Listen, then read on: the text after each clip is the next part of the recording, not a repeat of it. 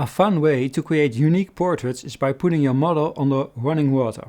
That's exactly what we did recently at my local photo club. Together with 2 other club members, we organized a water shoot. We set up a large 3 by 3 meter wooden frame in the gym of a primary school and lined it with pond liner.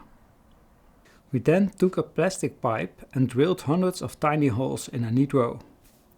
One end of the pipe was sealed off and the other one was fitted with a Gardena connector.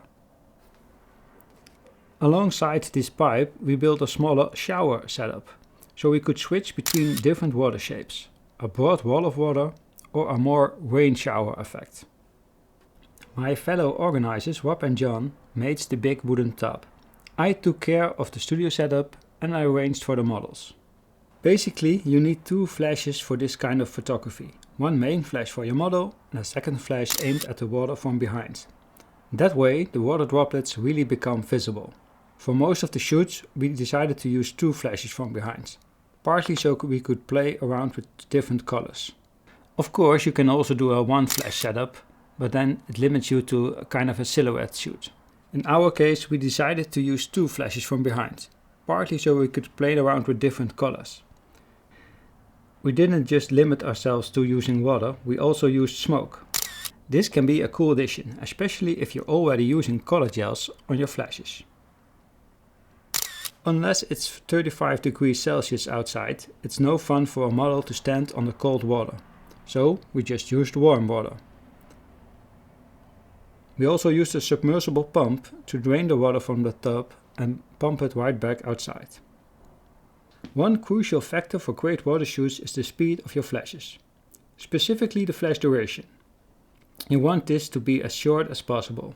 If the flash duration is too long, your droplets won't be perfectly round. The flash duration also depends on the power setting of your flashes. Often you can find the flash duration of your flash on the internet. You will want to know on what power setting your flash duration is the shortest. I use Elechrome ELC Pro HD 500 studio flashes. Their shortest flash duration is 1/5000th of a second, and this is reached when it's set to a 3.1 on the display. A handy feature of my flashes is that they will actually show the flash duration on the screen. What's less handy, 1/5000th of a second turns out not to be quite fast enough to freeze those droplets perfectly. They will still get little tails, as you can see here. I also brought along my Godox AD100 Pros. On-camera flashes or flashes like the AD100 often have much shorter flash duration. The AD100 can apparently go down to 1/23,000th of a second.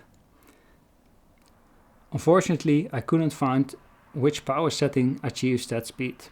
So I decided to just set up the Godox flashes as a second setup. And then just checking when I got nice round droplets. It turned out that at 1/8 power I could capture perfectly round droplets. Here you can see the difference between the 2 systems. If you're planning your own water shoot, it's smart to check the flash duration beforehand and use high-speed flashes. You'll get much better photos.